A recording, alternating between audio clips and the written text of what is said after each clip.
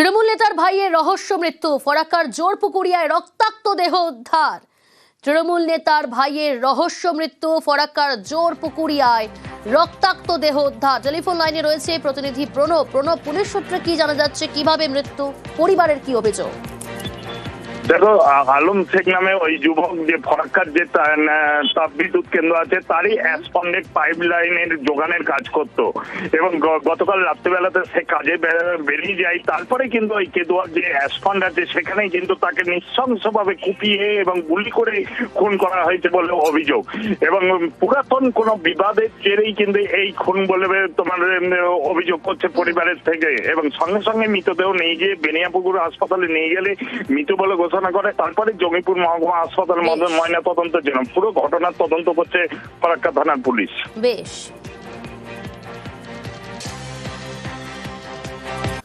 Messi ইভেন্টের মূল উদ্যোক্তা শতদ্রু দত্ত, তাকে গ্রেফতার করেছে পুলিশ। এয়ারপোর্টে জিজ্ঞাসাবাদ, তারপর পুলিশ গতকাল আদালতে পেশ করা হয়। 14 দিনের পুলিশ হেফাজতের নির্দেশ দেয় আদালত। শতদ্রু দত্তকে জেরা পুলিশের। বিধাননগর দক্ষিণ থানায় শতদ্রুকে জেরা পুলিশের। যুব ভারতের বিশৃঙ্খলায় ধৃত উদ্যোক্তা শতদ্রু দত্ত। গোটা জেরা পর্বের ভিডিওগ্রাফি করবে পুলিশ। অনুপ রয়েছে সরাসরি আমার সঙ্গে। অনুপ, ইতিমধ্যেই রাজ্যের তরফ থেকে তদন্ত কমিটি গঠন করা হয়েছে। তদন্ত কমিটির সঙ্গে সমন্বয় রেখেই কি জেরা করবে পুলিশ?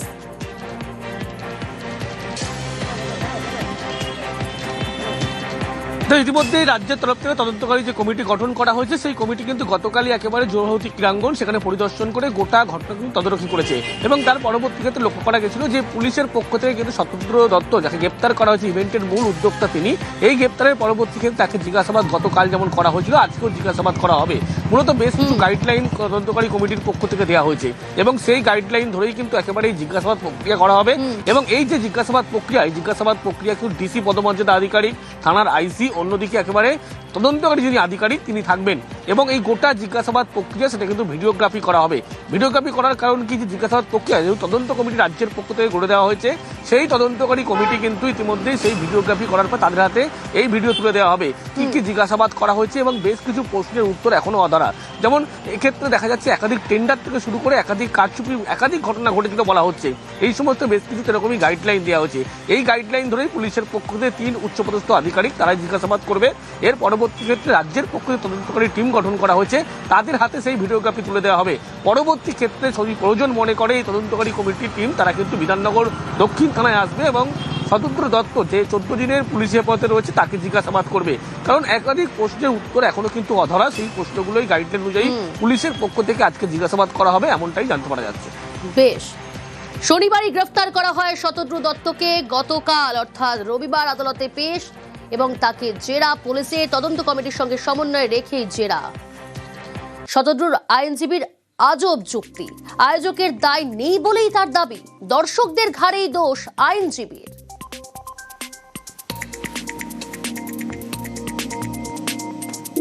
একটা অর্গানাইজারের যা অ্যাক্টিভিটি সেটা ইভেন্ট ম্যানেজারের অ্যাক্টিভিটিস থেকে সম্পূর্ণ আলাদা। একজন মাস্টার ফুটবল প্লেয়ার, যেটা GOAT, তো ওনার কাছ থেকে যে জ্ঞানগুলো পাওয়ার কথা সেইগুলো বাচ্চারা যাতে প্রপারলি পায়, তাই জন্য বাচ্চাদের সঙ্গে একটা সেশন ছিল। উনি ভিক্টিমাইজ হন, সার্কামস্ট্যান্সেস এর উপরে ভিক্টিমাইজ হন, কারণ যে ভ্যান্ডালিজমটা হয়েছে তার সঙ্গে ওনার কোনো রকম ভাবেই সম্পর্ক নেই। ফেলিওর মানুষের টিকিট কাটার ফলে আমি চাইবো যে আমি একেবারে মেসির পাশে গিয়ে ছবি তুলতে পারি।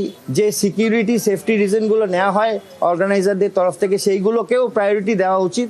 তার জন্য এরকমভাবে চেয়ার ছুঁড়ে বা ভাঙচুর করে তাদের প্রতিবাদ দেখানো আমার মনে হয় না খুব একটা এক্সপেক্টেড একটা ঘটনা। লিওনেল মেসি হায়দ্রাবাদেও গেছেন এবং সেইখানেও তিনি তার কাজকর্ম করেছেন, কোনো সমস্যা হয়নি। জজ সাহেব যে ডাইরেকশনটা দিয়েছেন, তদন্ত 14 দিনের জন্য তদন্তের ডাইরেকশন দিয়েছেন।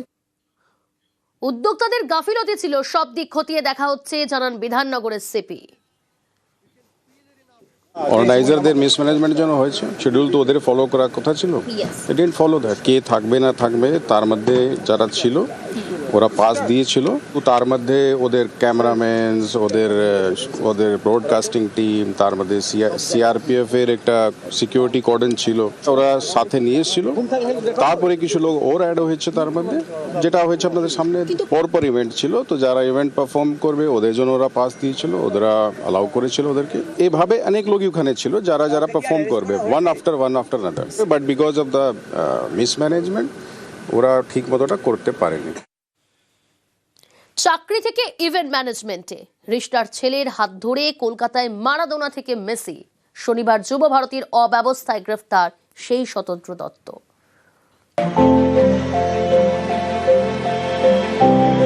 ফুটবল প্রেমীদের স্বপ্ন পূরণের দিন ছিল শনিবার। যুব ভারতীতে মেসি ম্যাজিক দেখতে হাজির হন হাজার হাজার দর্শক। নেপথ্যে ছিলেন শতদ্রু দত্ত, অনুষ্ঠানের আয়োজক। এখন যিনি পুলিশ হেফাজতে। শতদ্রু দত্ত হুগলির রিষড়ায় বাড়ি।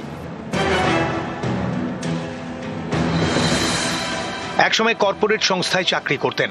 খেলার নেশা থেকে ইভেন্ট ম্যানেজমেন্টের পেশায় শতদ্রু।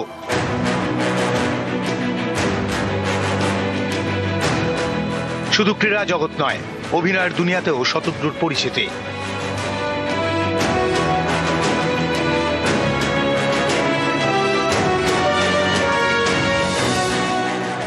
এই শতদ্রুর হাত ধরে দ্বিতীয়বার কলকাতায় পা রাখেন মারাদোনা। বিশ্বকাপ জয়ের পরে মার্টিনেজকেও এনেছিলেন ফুটবলের শহরে। এই শতদ্রু দত্তের উদ্যোগেই 14 বছর পরে শনিবার কলকাতায় আসেন মেসি। শুরুটা হয়েছিল উন্মাদনায়, আর শেষটা বিশৃঙ্খলায়।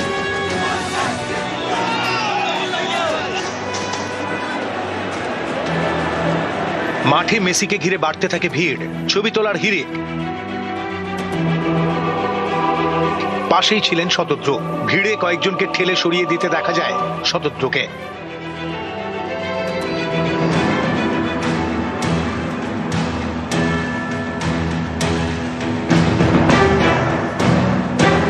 স্বপ্নের স্টেডিয়ামে তাণ্ডব। শতদ্রু দত্তের আয়োজক সংস্থার ব্যবস্থাপনা নিয়ে নানা প্রশ্ন। হাই প্রোফাইল অনুষ্ঠানে এমন অব্যবস্থার জেরে শনিবার গ্রেফতার হন শতদ্রু দত্ত। তার বিরুদ্ধে সরকারের বিরুদ্ধে অপরাধমূলক ষড়যন্ত্র, সরকারি সম্পত্তি ভাঙচুর, বেআইনি সমাবেশ, শৃঙ্খলা ভঙ্গ সংক্রান্ত অপরাধের অভিযোগ। নিউজ 18 বাংলা। যুব ভারতীতে 34,572 টিকিট বিক্রি। পুলিশের হাতে মেসির অনুষ্ঠানের টিকিট বিক্রির তথ্য। অনলাইন সংস্থার মাধ্যমে টিকিট বিক্রির টাকা ট্রান্সফার বন্ধের নির্দেশ পুলিশের। টিকিট বিক্রির সংস্থা শতদ্রু বা তার সংস্থার মধ্যে টাকা ট্রান্সফার বন্ধ। দুই অ্যাকাউন্টে টিকিট বিক্রির টাকার লেনদেন নিয়ে খোঁজ খবর। ইরণ রায় বর্মন রয়েছে আমার সঙ্গে টেলিফোন লাইনে। ইরণ, যুব ভারতীতে 34,572 টিকিট বিক্রি, কিন্তু যে ছবিটা আমরা দেখছি কোথাও যেন মনে হচ্ছে সংখ্যাটা আরো অনেকটা বেশি। কত সংখ্যক মানুষ টিকিট কাটলেন, তাহলে টিকিট কেটেছেন, সেই নির্দিষ্ট সংখ্যা কি এখনো পর্যন্ত স্পষ্ট হলো? দেখো, তোমাকে প্রথমে হিসাব রাখতে হবে যে মাঠের ক্ষেত্রে কিভাবে টিকিট বন্টন হয়। যুব ভারতী অতীতে যখন গ্যালারি ছিল না, সিমেন্টের গ্যালারি ছিল, মানে সিট ছিল না, তখন 1 লাখের বেশি দর্শক আসন ছিল। পরবর্তী সময় যখন সিটিং অ্যারেঞ্জমেন্ট হয় সেটা এসে দাঁড়ায় 80,000 সিটিং অ্যারেঞ্জমেন্ট। কিন্তু কখনোই কোনো ম্যাচে 67,000-এর বেশি টিকিট ছাপা হয় না। ইস্টবেঙ্গল মোহনবাগানের ম্যাচ হলে সেক্ষেত্রে নিরাপত্তার স্বার্থে দুদিকের গ্যালারি অনেকটা অংশ ফাঁকা রাখা হয়। সেটা 60 থেকে 30,000 টিকিট স্ট্যাম্প করা হয় এবং সেটা সেলেবেল টিকিট হয়।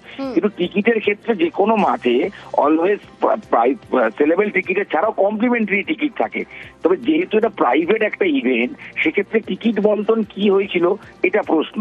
প্রাথমিক অনুমান যে পুলিশ সূত্রে খবর, মাঠে সেদিন দর্শক সংখ্যা প্রায় 50,000, তার বেশিও থাকতে পারে যারা গ্যালারিতে ছিলেন। অর্থাৎ টিকিট বিক্রি হয়েছে যার হিসেব তো আমরা পাচ্ছি প্রায় 35,000। সেক্ষেত্রে 50,000 যদি আমরা ধরে নিই, আরো 15,000 লোক মাঠে ছিলেন যারা টিকিট না কেটে, অর্থাৎ কমপ্লিমেন্টারি টিকিট পেয়ে গেছেন, অর্থাৎ প্রাইস টিকিট নয়। এই টিকিটটা কিভাবে বন্টন হলো, তার হিসেব কোথায়, এই নিয়ে প্রশ্ন হচ্ছে। কারণ টিকিট খাকিয়ে দেওয়া হলো, যে কোনো বিভিন্ন সংস্থা পেতে পারে, কোনো কোচিং ক্যাম্প পেতে পারে, কোনো বিশিষ্ট ব্যক্তি পেতে পারেন কমপ্লিমেন্টারি টিকিট, কিন্তু এই কমপ্লিমেন্টারি টিকিটগুলো কাদেরকে দেওয়া হলো এটা একটা প্রশ্ন, মিসিং লিঙ্ক। দ্বিতীয় মিসিং লিঙ্ক খুব ইম্পর্টেন্ট, সেক্ষেত্রে টিকিটগুলোর অনেকে অভিযোগ করেছেন ব্ল্যাকে টিকিট বিক্রি হয়েছে। যদি কোনো টিকিটের দাম 5,000 টাকা হয়ে থাকে, সে ব্ল্যাকে যদি 10,000 টাকা কিনতে থাকেন, সে যখন টিকিটটা নিয়ে যাবেন সে তো নির্দিষ্ট মূল্যের টাকাটাই ফেরত পাবেন। যদি টাকাটা ফেরত দেওয়ার যেরকম কথা বলা হচ্ছে যদি দেওয়া হয়, সেক্ষেত্রে তো ব্ল্যাক মানির যে এক্সট্রা টাকাটা তার কোনো সম্ভাবনা নেই ফেরানোর, কোনো ভাবেই সম্ভব নয়। সেক্ষেত্রে আপাতত যেটা সিদ্ধান্ত নেওয়া হয়েছে পুলিশের তরফ থেকে, যে সংস্থা এই টিকিট বিক্রির দায়িত্ব ছিল তারা যাতে টাকাটা ফান্ডিং না করে দেয়, রিফান্ড যেন টাকাটা যেন ওই শতদ্রু দত্তের এই কোম্পানি যেন না পাঠায়, তারা যেন তাদের কাছে রাখে, টিকিটের হিসেব পাওয়া হচ্ছে।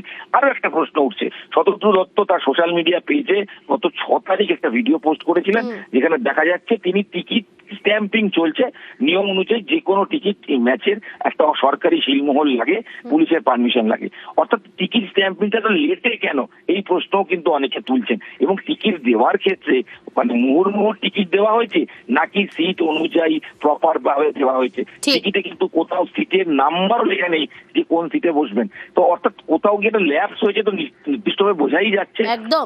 আর এখান থেকে সবথেকে বড় প্রশ্ন হলো টিকিটের টাকা কি ফেরানো সম্ভব, হলে কিভাবে সেই টাকা ফেরানো যায়? আইনজীবী অনির্বাণ গুহ ঠাকুরতা জানান, টিকিটের টাকা ফেরত কঠিন হলেও অসম্ভব নয়। পুলিশ অফিসারের যদি মনে হয়, ইনভেস্টিগেটিং অফিসার কোর্টে প্রেয়ার করতে পারেন যে এই প্রপার্টিগুলোকে অ্যাটাচ করা হোক। যা টিকিট বিক্রি হয়েছে সেটা যদি পুরোটাই অনলাইন হয়ে থাকে তাহলে নিশ্চয়ই তার একটা হিসেব পাওয়া যাবে কার কাছ থেকে কোন টাকা পাওয়া গেছে। যদি প্রপার্টি আদৌ অ্যাটাচ হয়, ওনার অ্যাকাউন্ট যদি অ্যাটাচড হয়, লাইনের ম্যাজিস্ট্রেট যদি মনে করেন 107 BNSS অনুযায়ী অ্যাটাচ করবেন, তারপরে ডিএমকে দায়িত্ব দেবেন, উনি রেটেবলি ডিস্ট্রিবিউট করবেন। তো এটা খুবই কঠিন একটা কাজ, যেহেতু টিকিট বিক্রি বুঝতেই পারছেন অল্প সংখ্যক টাকা করে, মানে বিন্দু বিন্দু থেকে এখানে সিন্ধু হয়েছে। তো সেটা যদিও কঠিন কিন্তু দুষ্কর নয়, মানে আলটিমেটলি করা যাবে হয়তো। শনিবার যুব ভারতীতে তাণ্ডবের ঘটনায় 3 সদস্যের তদন্ত কমিটি তৈরি করেছে রাজ্য। রবিবার অবসরপ্রাপ্ত বিচারপতি অসীম কুমার রায়ের নেতৃত্বে যুব ভারতী ঘুরে দেখেন তদন্ত কমিটির সদস্যরা। কিভাবে যুব ভারতীতে মেসে ইভেন্টে এমন বেনজির বিশৃঙ্খলা হলো, সব দিক খতিয়ে দেখে তদন্ত কমিটি। মাঠের ভিডিওগ্রাফি করা হয়। আমরা এসেছি তদন্ত করতে, দেখে আমাদের সরকার বলেছে যে রেফারেন্স যেটা থাকে তার মধ্যে একটা হচ্ছে রেকমেন্ড দ্য মেজার্স, ফিউচারে যাতে এই ধরনের ঘটনা না ঘটে, ভবিষ্যতে তার জন্য ব্যবস্থা নেবার কী করা উচিত গভর্নমেন্টকে সাজেস্ট করা। তো আমরা সেটা করব, সময় মতো করব, তখনই আমাদের কি বক্তব্য আমরা জানাবো, ডিসাইড করব। আমরা নোট নিয়েছি, আমরা কি দেখেছি সেগুলো আমরা যথাসময় যথাজায়গায় করব। আমার রিপোর্টে সেটা রিফ্লেকশন থাকবে। এই মুহূর্তে যখন আমি প্রাথমিক জায়গায় আমি কিছু রিফ্লেকশন দেব না। শনিবার যুব ভারতীতে মেসে ইভেন্টে বিশৃঙ্খলা, একাধিক বেনিয়মের অভিযোগে সরব বিরোধী দলনেতা। রাজ্যের তদন্ত কমিটি নয়, নিরপেক্ষ তদন্ত কমিটির দাবি শুভেন্দু অধিকারীর।